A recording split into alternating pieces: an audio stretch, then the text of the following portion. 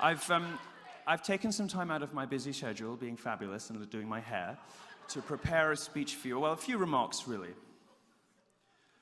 Feminism is cancer. Thank you very much. That universities have started to go along with it.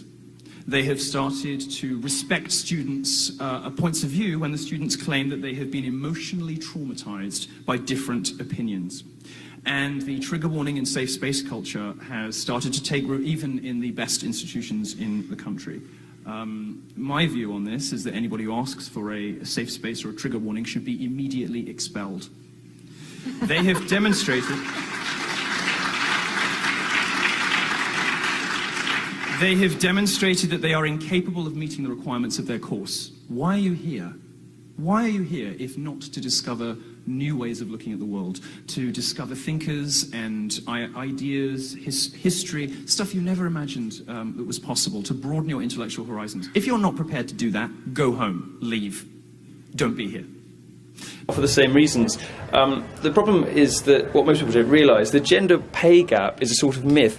No economist takes it seriously. The ONS figures come from broad church sort of averages across the workforce, and when you take into account the different choices women make, whether or not you include children in that, actually the pay gap narrows to zero. So I'm in favour of this only because it's going to really embarrass these campaigners who constantly tell women that they're victims and that they're suffering under this sort of patriarchal society. Actually, women and men get paid pretty much the same, to the point of a couple of percent. So I am in favour of it, but only because it's going to explode one of the most persistent feminist myths of our time, the gender pay gap. Okay. Agree on some basics, on the basics of classical liberalism, on the basis on which our society is founded, that we should judge people on the contents of their character, that we should interrogate arguments, not skin colour.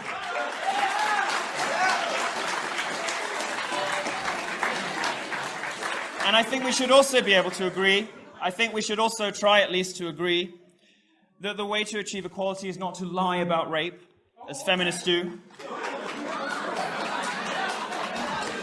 The way to achieve equality is not to lie about how people are remunerated, as feminists do. Like any other set of ideas, Islam is a set of ideas, and like any other set of ideas, we are perfectly entitled to interrogate it and find it wanting. I personally find it wanting. I would also like to say, as a gay person, I am fucking terrified by mass Muslim immigration, because the homophobia in the Islamic community, in the Ummah, is not restricted to terrorists. It is not restricted to ISIS. 51% of British Muslims believe that gay sex should be against the law. This is not Muslims in Syria. This is not Muslims in Raqqa. This is Muslims who live 3 streets away from me. Every other one of them believes that my lifestyle should be illegal. 39% of British Muslims believe that a woman should always obey her husband. Where the fuck are feminists on that? 25%.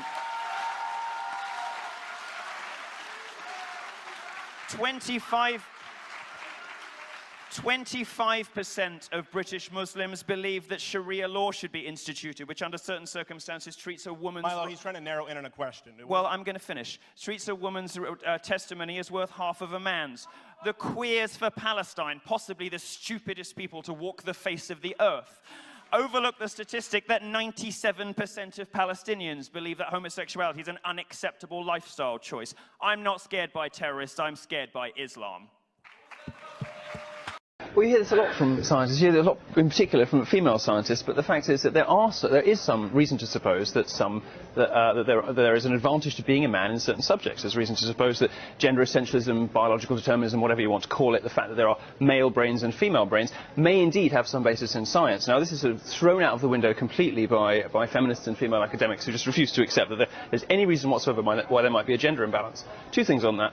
1, actually the science is very much still out on that. And 2, if you look at equality in society, if you look, for example, at Bangladesh versus Norway, what you notice is the number of women in science and technology subjects actually goes down as societies get more equal, because women simply don't make the same choices that female academics and feminists would like them to. Women actually don't want to go into the sciences on the whole, and when they have every option available to them, they tend to choose not to.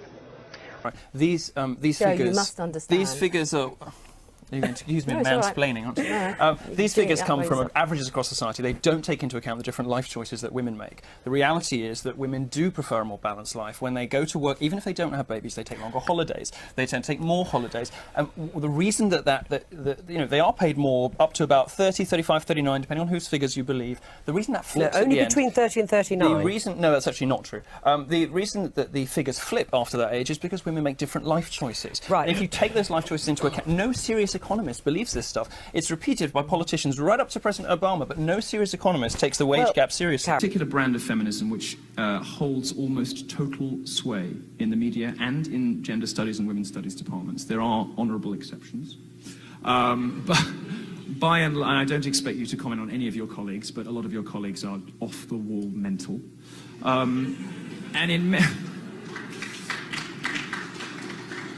We're in a situation now where students can go to university, they come out dumber than when they went in. They are infantilized by safe space and trigger warning culture. The idea that interrogating a new idea, coming into contact with a school of thought or a person that doesn't conform to your prejudices is somehow problematic, that it gives rise to trauma. This evening, there is a safe space at Michigan University to protect the safety and emotional well-being of students from this dangerous faggot and a lesbian with the wrong opinions. That is insane. I'm sorry to be rude. I'm sorry to be rude, but, you know, get a lot of platitudes and then a lot of contradictions from my right, because, you know, you say, well, we should have investigated diplomatic solutions, and yet you admit that the rebels haven't come to the table. I wonder No, I disagree with you. How do you I mean, what is your strategy for negotiating with a brick wall? Because it's quite difficult to negotiate when there's only one party. I disagree with you. If a process hasn't worked, it doesn't mean that you don't keep going. I think what was really do you agree or do you significant disagree today. that the rebels have refused to even contemplate? And in any case, so who far would they you have to- approach, so by the the way? question- so the Because this is not an organisation with a figurehead. This is No, a it's a number of coalition. organisations. Exactly.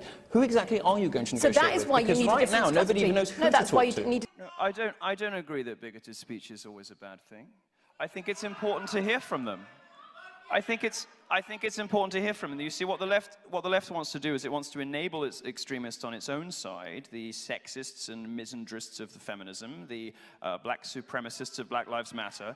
They want to enable the extremists on their own side and silence the extremists on the other. Well, I don't like the extremists on either side. Racists, I don't like them, and they don't like me. I'm a miscegenatory, gay Jew. They don't like me at all. But what I want to do is give a platform to all speech. I want more speech of all kinds. Why? Is subjected to abuse that is saddening them and that is affecting them quite deeply. What advice would you give? Toughen up. Toughen up. The majority of what's called abuse, harassment and trolling is ridicule. Sometimes it's strong ridicule. It's criticism. Sometimes it's strong criticism. But that's what the internet's for. And, you know, we're going to miss out on some really important, essential conversations if we don't allow people to communicate in the way that they want to.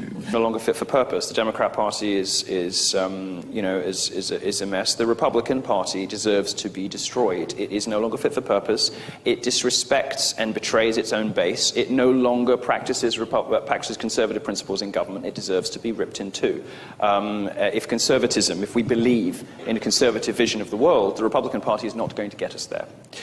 Well, it's extraordinary, isn't it, to hear about, you know, the fact that there's apparently a problem with women worrying about being too thin. That's, of course, not the problem. The problem is that everyone's getting too fat. And actually, there's no evidence, really, that any of this stuff has much of an impact. A lot of the science is very fuzzy on this. It's social science stuff rather than any real sort of reports or anything. I mean, what worries me about all of this kind of stuff is the implication that somehow we're going to make people's lives happier or better by encouraging them to believe that whatever body shape they are and whatever they look like, they're beautiful and they're going to be happy. That's evident. That's quite clearly not the case. I mean, if you look at women's happiness has been going down since the Second World War. Actually, every decade, women are getting more miserable as they get told that they can be who they want and look how they like. And you can say, I suppose, that a woman's self-esteem should have nothing to do with whether or not a man's sexual preference, you know, sort of coincides with how she looks. But the fact is, women are getting more unhappy, and this sort of slightly irresponsible trend to sort of encourage people to eat whatever they want and do whatever they want is is one of the things that's fueling an obesity crisis, and that's a really serious thing. That's a real thing. That's something that's got health implications. It's got cost implications for the NHS.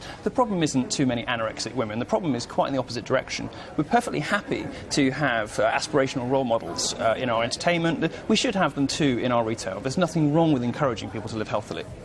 It comes down to an issue of personal responsibility. No cloud service is ever going to be completely secure. Apple does have a responsibility to make its software as secure as possible, but there will always be hackers who are much smarter and much cleverer and are much more determined to exploit vulnerabilities. What this boils down to, for celebrities just like everybody else, is personal responsibility. And if you're going to take pictures of yourself like that, by far the most intelligent thing to do is do it with a Polaroid. Don't do it on a device that's connected to the internet, that's sending your pictures to servers you don't control. It's a recipe for madness, and for somebody who is as rich and as famous as Jennifer Lawrence is, it's sort of unbelievable. Because they're higher in the victim pyramid than we are. The silence of feminism, and indeed the immediate victim blaming of young German girls after the sexual assaults in Cologne, and loads of others as well. There was a transgender couple that were beaten up after some Syrians found out they weren't really women. Women all over Germany being abused. 1,400 girls gang raped in Rotherham in the UK because the progressive authorities were scared of appearing racist and didn't police it properly. And that's not, feverish tabloid right-wing media. That's a government report that said it.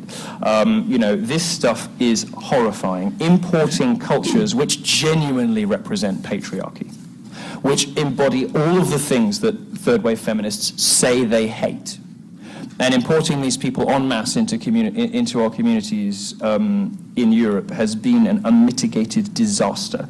Not only that people under 16, 15 don't like them very much, but they're also getting, for the first time, BuzzFeed is starting to get as many dislikes as likes on its videos, because people are realizing there are no social consequences attached to saying, do you know what, this race baiting is not okay, this gender baiting is not okay. What I'm discovering as I talk to colleges, actually, is that the millennial generation, which many of us have written off as a generation that cares more about feelings than facts, has been very unfairly represented by a small vocal minority. Now, that minority has power on campuses, has power in the media, has power in the entertainment industry, has power in academia, all sorts of different environments. But I have faith that the millennial generation is more sensible than that. And I think the proof in the pudding, which hasn't really been seen before, is my college talks. You get my college talks, right?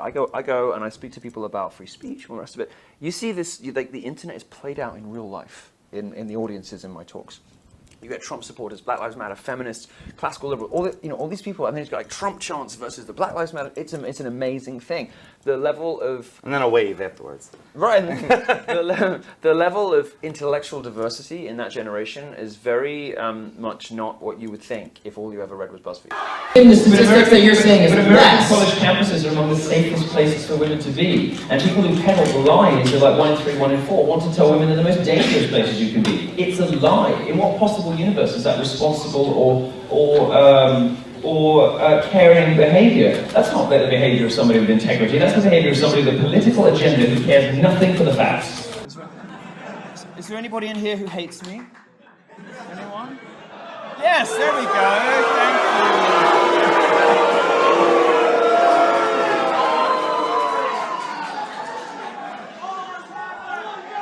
you. I'm afraid.